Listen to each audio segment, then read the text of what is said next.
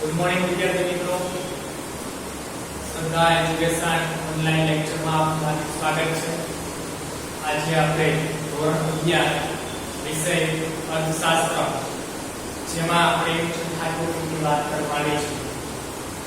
જે ટોપિકનું નામ છે ઉત્પાદનના સાધનો કરી છે.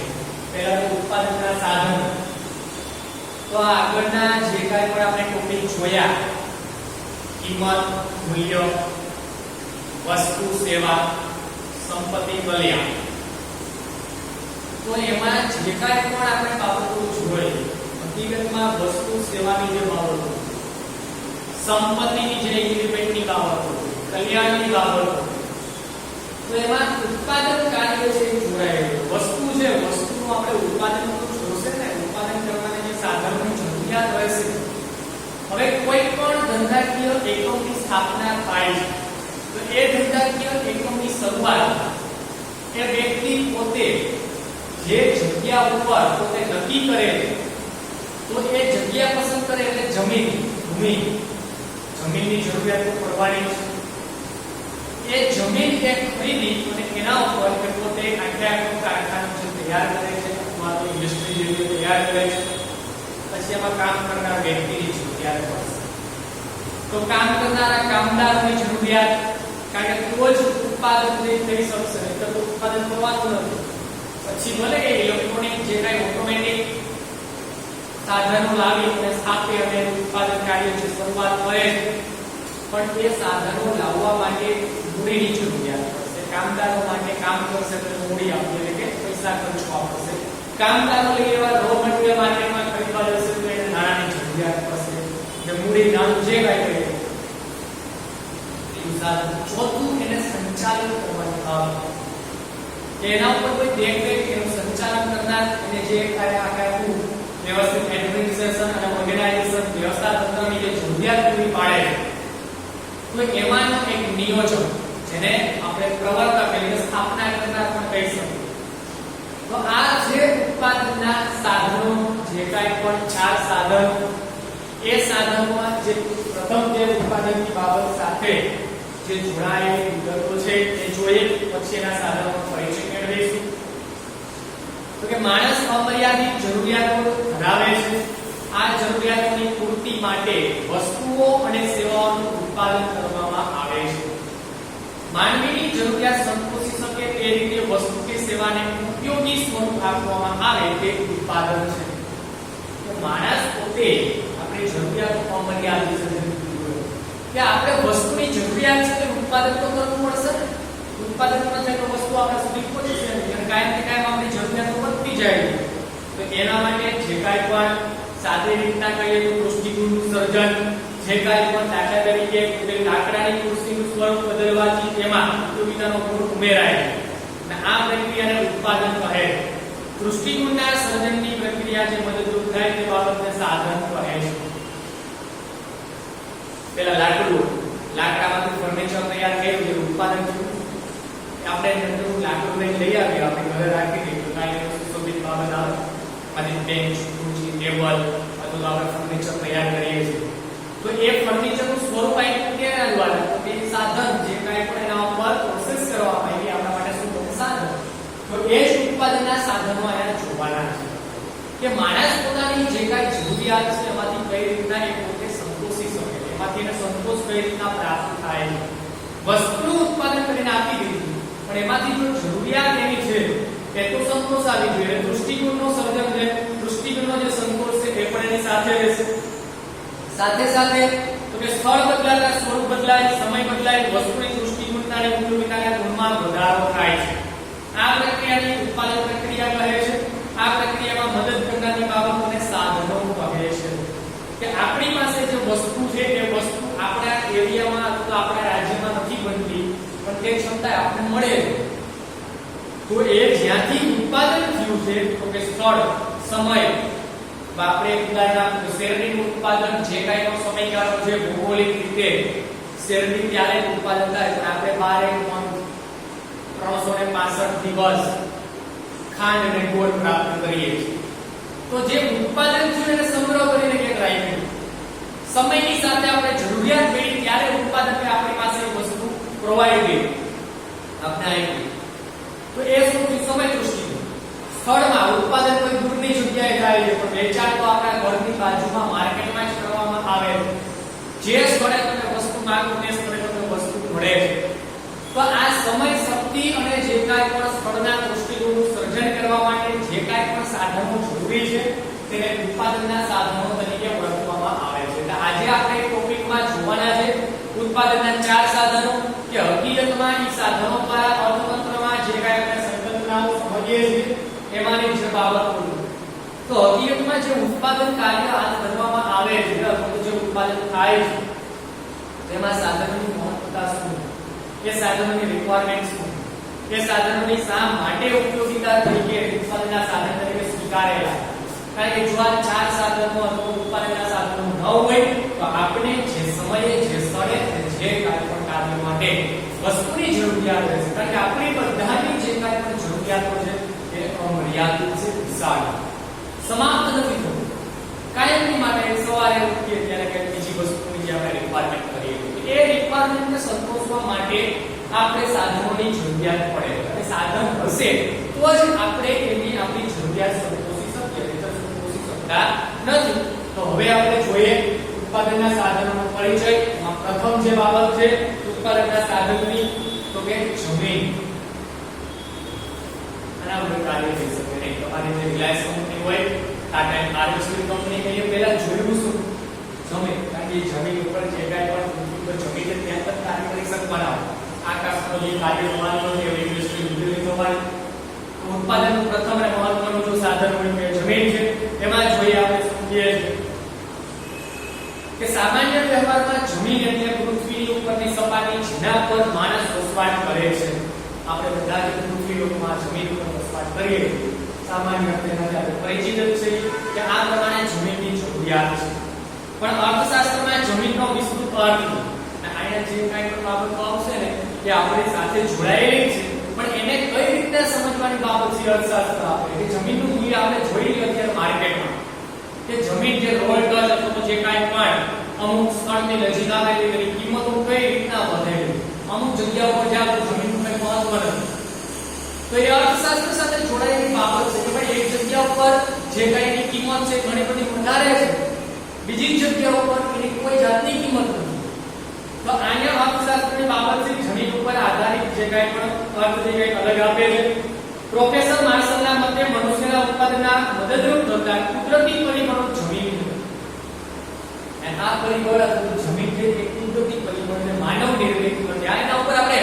જે કાંઈ પણ વસવાટ કરવા લાયક અથવા ઉપયોગમાં લઈ શકીએ જે ખરાબ હોય તેનો આપણે સમાન કરી શકીએ એવા જે કાંઈ પણ બદલાવ લાવવો હોય તો લાવી શકીએ એના ઉપર જે કાંઈ પ્રોસેસ કરવી કરીને આપણે ઉપયોગિતા મૂલ્ય સાથે દર્શાવી શકીએ એટલે કે હવા પાણી સૂર્યપ્રકાશ આબોહવાના સમૂહ એટલે જમીન અને જમીન છે તો એના અંદર સૂર્યપ્રકાશ હવા પાણી આબોહવા સાથે જે કુદરતી આખું એન્વાયરમેન્ટ પર્યાવરણનું સર્જન એ પર્યાવરણના સર્જનની જે ભાગ છે એ ભાગ ઉત્પાદનનો પ્રથમ જે કાંઈ સાધનો પરિચય છે તે છે જમીન કે જમીન ઉપર આપણી કાર્યવાહી કરવામાં આવે છે ઉત્પાદનમાં મદદરૂપ ખનિજ ખાણ પર્વત નદી ગરમી તમામને જમીન ગણીએ તો જમીનની મહત્વના લક્ષણો જે મુજબ આપી શકાય જે તમારી ટેક્સ્ટ બુકમાં આપેલા છે લક્ષણો અહીંયા જે બાબત કીધી કે જમીન ઉપર તો કે આપણે ખાણ સ્થાપિત કરી શકીએ પર્વતો આવેલા છે નદીઓ આવેલી છે તાપમાનની જે કાંઈ પણ બદલાવ છે એ જોવા મળે છે એમાં પ્રથમ લાક્ષણિકતા એ કે જમીન કુદરતી બક્ષિસ છે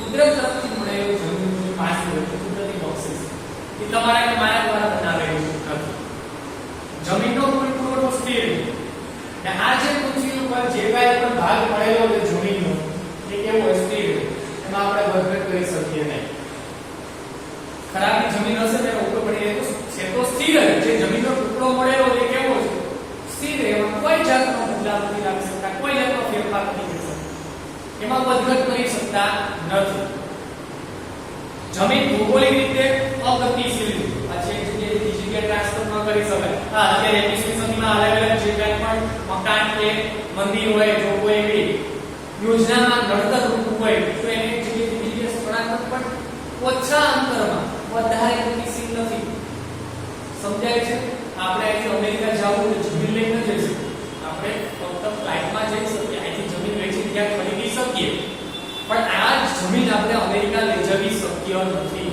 અગતિશીલ છે એ લાક્ષણિકતા છે.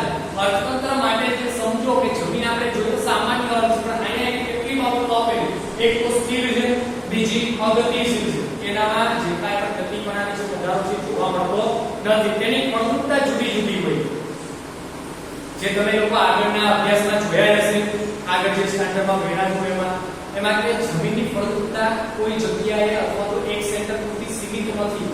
અલગ રાજ્યમાં જાઓ ત્યાં ઉત્પાદન અને જમીનની ફળદ્રુપતા આધારિત છે. ગુજરાત રાજ્યમાં આવો કે એના જે અલગ અલગ જિલ્લાઓ જેમાં પાછી અલગ અલગ જમીનની ફળદ્રુપતા છે. તો આ ફળદ્રુપતાને આધારે જમીનનું મૂલ્ય પાછું પણ નક્કી થાય અને એ ઉત્પાદનનું પ્રથમ સાધન તરીકે પણ ઓળખાય છે. અને ભૂમિને મળતા વળતરને ભાડું કહે છે. અને આમાં જે જમીન, એ જમીન તમે કોઈ પણ વ્યક્તિને ભાડે આપશો તો એમાંથી વળતર તરીકે શું મળશે?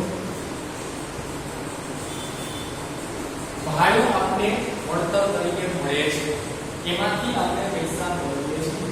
તમારી પાસે કોઈ જમીન છે અથવા કોઈ એપાર્ટમેન્ટ છે, તમે તૈયાર રાખો, કોઈ બેંકમાં આવે કે અમારે લોંગ લીઝ ઉપર જોઈએ, લાંબા ગાળા માટે ભાડા પેકેજ જોઈએ, તમે કહેશો મંથનું 10,000 ભાડું રહેશે ભાઈ એક રૂમ. તમારે બેંક એટીએમ રાખવું એટીએમ. તો આ શું મળ્યું? ને ભાડું મળ્યું. એટલે જમીનનો એક અર્થશાસ્ત્ર સાથેનો ગુણ કયો હતો કે જમીનના બદલામાં ભાડું મળે. એટલે જમીન પ્રથમ ઉત્પાદન સાધન. બીજું જે સાધન છે એ શ્રમ. એટલે અન્ય વ્યક્તિની દેખરેખ હેઠળ વળતરની અપેક્ષા સાથે થતું માનસિક કે શારીરિક કાર્ય છે તે જે કરનાર છે તેને શ્રમિક કહે છે. શ્રમિકને એના બદલામાં કામ તરીકે શું મળશે? તો કે વળતર.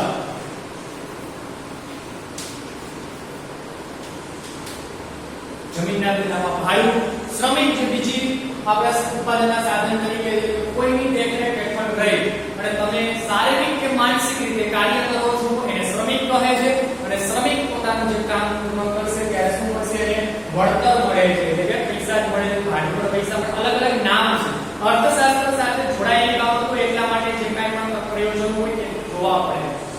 ઘણી વખત આપણે જોતા હોય કે પૈસા એક જ બાબત, પણ ના, જે તમે કાર્ય કરો એના બદલામાં જે મળે એ નામ છે. પૈસા એ 100% છે. તો અહીંયા જે જમીનના બદલામાં જે કાંઈ પણ ભાડા પેકેજ મળતું એને ભાડું કહેવાય. શ્રમ જે કાર્ય કરનાર વ્યક્તિ છે તે કાર્ય કરે છે એના બદલામાં જે કાંઈ પણ વેતન મળે છે એને વળતર તરીકે ઓળખવામાં આવે છે. ઘણા અર્થશાસ્ત્રીઓ માને છે કે ઉત્પાદનમાં બે જ મૂળ સાધનો છે, કુદરતી પરિબળો એટલે જમીન અને માનવી એટલે શ્રમ. એ ઘણા લોકો એવું છે કે જે અર્થશાસ્ત્રની આખી સાયકલની રચના થયેલી છે એમાં બે સાધનો જોવા મળે, એક કુદરતી જમીન અને બીજું માનવ સર્જિત કાર્ય જે શ્રમ કરે તો એ શ્રમિક. પણ હકીકતમાં આ સાધનો આગળના છે એ જોઈએ તો શ્રમિક જે શ્રમના લાક્ષણિકતાઓ છે કે શ્રમ અને શ્રમિક અવિભાજ્ય છે. તેનો ભાગ ન કરી શકે. મારી પાસે જ્ઞાન છે, તે જ્ઞાન મારા મર્યાદિત છે, એ 100%. મારામાં આવડત છે, બીજાને ન આપી શકું. માનસિક ગુણો એ બીજામાં આપી એટલે કે સલાહ સૂચન આપી શકું, એનો ભાગ ન થઈ શકે. બીજું શ્રમ નાશવંત છે. કારણ કે તમે આજે કાર્ય કરી લીધું એટલે સમાપ્ત થઈ ગયું, કાલે પાછું રિપીટ કરવાનું છે. સંગ્રહ થઈ શકતો નથી શ્રમનો કે ના અત્યારમાં કાર્ય રાખી પછી 5 વર્ષ કામ આવશે, એવું શક્ય નથી. સામાજિક માનસિક કારણો ગતિશીલને અસર કરે. અને અહીંયા અમુક પ્રકારના સામાજિક અને માનસિક રીતિરિવાજોની જે બાબતો હોય તે શ્રમ કાર્યમાં અમુક પ્રકારની અડચણો અથવા તો એની ગતિશીલતાને અસર કરશે.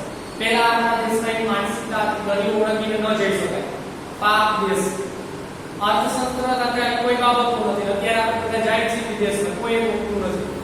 તો એમાં ક્યાંય કોઈ જે સાથના જે કાંઈ પણ બાબતો હોય કોઈ જાતની અડચણ ઉત્પન્ન નથી. દરેક સમયનું કાર્ય ક્ષમતા જુદી જુદી હોય છે. આ એક મહત્વની બાબત છે કે તમારી આવડત છે બીજામાં જોવા નહીં મળે. આપણે પૃથ્વી ઉપર વન પીસ એન્ટિક પીસ આપણે હું ધ્યાન હોતા નથી. આપણી આવડત હું બીજામાં હોતી નથી. એટલે શ્રમ જે છે જેની પાસે જે આવડત છે એ ફક્ત એ જ વ્યક્તિ પાસે રહેશે, બીજા વ્યક્તિ તેને કેળવી શકે પણ કોપી પેસ્ટ કરી શકતા જ નથી. શ્રમના પુરવઠાનો આધાર વસ્તી પર છે. શ્રમ કાર્ય કરનાર જે કહેતા કે વસ્તી પર આધારિત શ્રમનો પુરવઠો નક્કી થાય. શ્રમને ચૂકવાતા વળતરને વેતન, વળતર બીજો શબ્દ છે. વળતર તરીકે શું મળશે? વેતન મળે છે. વળતર એટલે પૈસા, વેતન એટલે બરાબર કે તમે કાર્ય કરો, કાર્યના બદલામાં તમે પૈસા કયા સ્વરૂપે? વેતન સ્વરૂપે. તો આથી સાધન ઉત્પાદનના સાધનો બીજું સાધન શ્રમ. ત્યાર પછી ત્રીજું સાધન જોવાનું છે મૂડી. આના ઉત્પાદનનું કાર્ય શક્ય નથી. તમે ને બધા સમજીએ કે મૂડી વગર કામ થઈ શકે નહીં. હવે એમાં છે આધુનિક ઉત્પાદન પ્રક્રિયામાં અગત્યનું ગણાતું સાધન મૂડી છે.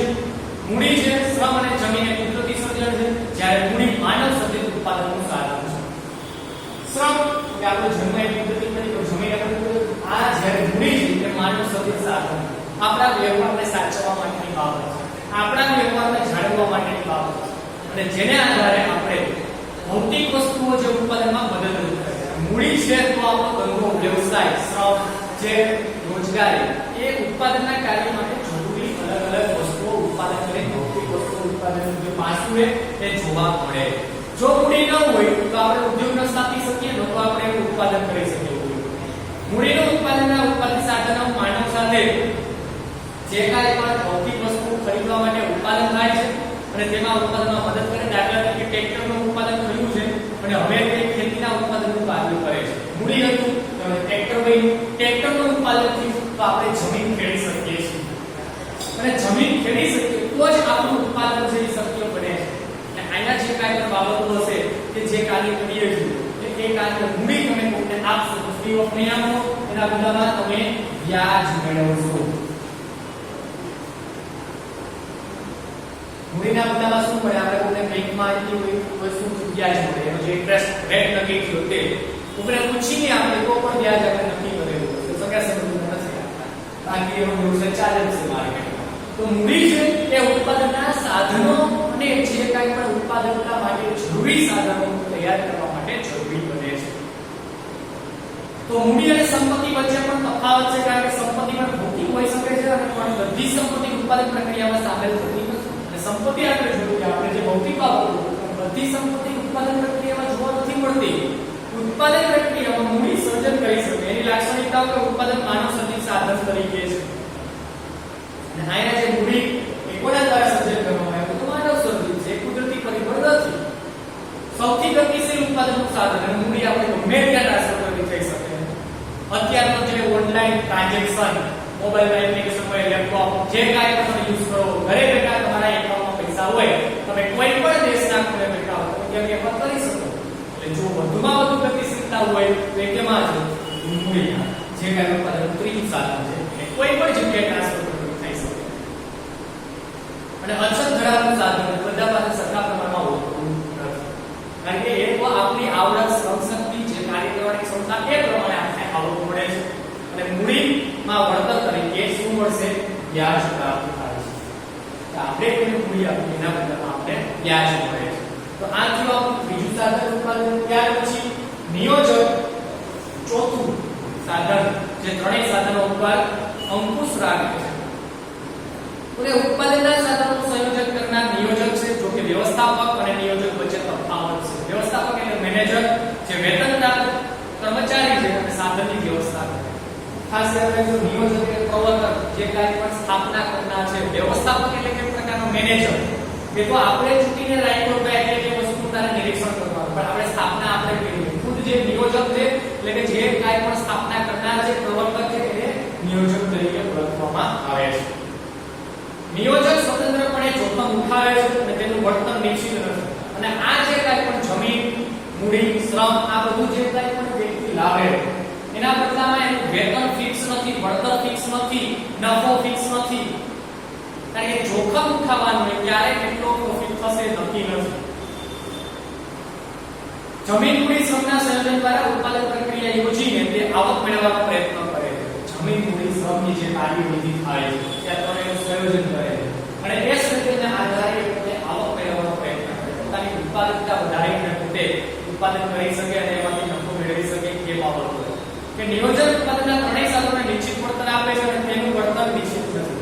જમીન હશે તો ભાડું ફિક્સ હશે.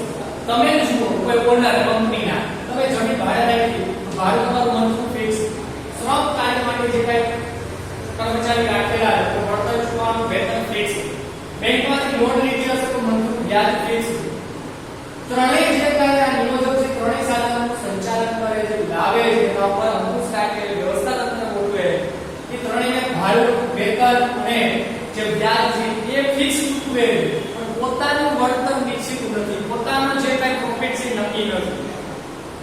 હવે એની લાક્ષણિકતાઓ રીતે આર્થિક નિર્ણયો કરે છે. નિયોજક કે પોતે જે કાંઈ પણ નિર્ણય પ્રક્રિયામાં પોતાની કંપનીને કયા લેવલે લઈ જાય કેટલી બાબતોની જરૂરિયાત છે તો આર્થિક નિર્ણયો પોતા દ્વારા થાય છે તે જોખમ ઉઠાવે આ જોખમ જ છે આ લોકોને ફિક્સ આપે પોતાનું ફિક્સ નથી જોખમ લેશે તો ઉત્પાદન વધારી શકશે તો એ માર્કેટમાં ફાવે આપણે કે રિલાયન્સ કંપની આયા સુધી પહોંચી ગઈ જોખમ ઉઠાવેલા ટાટા નારિયેળ કંપની જે તેને જોખમ ઉઠાવેલા વિપ્રો અદાણી જે કાંઈ પણ કંપની તમે જુઓ અત્યારે જે નેશનલ ઇન્ટરનેશનલ લેવલે મલ્ટીનેશનલ કંપનીઓ છે એ બધા એમને નથી પહોંચ્યા છે એની જોખમો ઉઠાવ્યા એના નિયોજકે ઘણા બધા સાહસો કરેલા નિયોજન શક્તિ એક ગુણ છે અને આ એક બધા વ્યક્તિઓનો છે કારણ કે 100 વ્યક્તિ બે વ્યક્તિ એવા છે સક્સેસફુલી બિઝનેસમેન હોય છે બાકી બધા બિઝનેસ કરીએ છીએ આપણે માર્કેટમાં જોઈએ પણ એના માટે અમુક પ્રકારની શક્તિ અમુક પ્રકારની આવડત અમુક પ્રકારના ગુણ ધરાવતો વ્યક્તિ છે જે સાહસ કરી શકતો હોય લાંબા ગાળા સુધી સ્થિર